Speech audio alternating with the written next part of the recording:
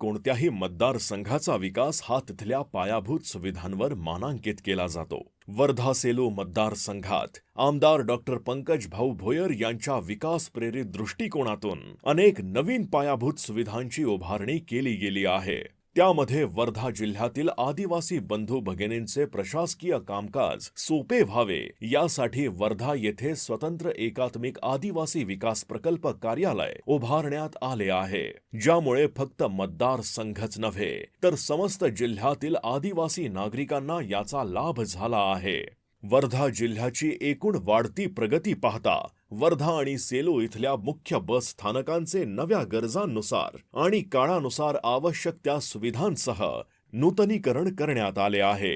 वर्धा आणि सेलू शहरातील मुख्य स्मशानभूमी तसेच कब्रस्थानासह प्रत्येक गावातील स्मशानभूमीसाठी विकास निधी उपलब्ध करून या अतिशय संवेदनशील ठिकाणी पायाभूत सुविधा उभारण्यात आल्या।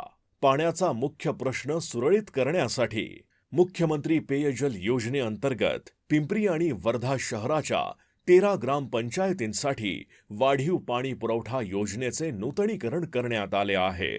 तसेच सेलू शहरासाठी 40 कोटी रुपयांची नवीन पाणी पुरवठा योजना मंजूर करून आणण्याचे कार्य प्रत्यक्षात आणले आहे। मी 10 वर्षापासून या गावात मिस्त्री काम करीत आहे। 10 वर्षाच्या आधीची या गावाची परिस्थिती आणि आताची परिस्थिती फार मोठी कायापालट झालेली दिसते। या 10 वर्षात जो निधी आलेला आहे आमदारामार्फत आलेला आहे। उदाहरणार्थ या गावात आलेली स्मशानभूमी ही तालुक्यात 1 नंबरची तरी ग्रामीण भागातून मला वाटते। दुसरी गोष्ट म्हणजे या गावात प्रत्येक घरापर्यंत 24 तास पोहोचणारे जलसिंचन पाणी, सिमेंट रोड ग्रामीण भागामार्गे या इतका निधी तरी कोण्यातरी गावात आलेला नाही आहे, तो आमदारामार्फत दिलेला आहे। पाण्यापासून ते बस स्थानकापर्यंत सर्वच सुविधा या वर्धा सेलू विधानसभा क्षेत्रातील नागरिकांना मिळाव्यात यासाठी आमदार डॉक्टर पंकज भोयर हे सातत्यानं पाठपुरावा व प्रचंड परिश्रम करत असतात। त्यातूनच गेल्या काही वर्षात वर्धा जिल्ह्याचे रूप पालटले आहे।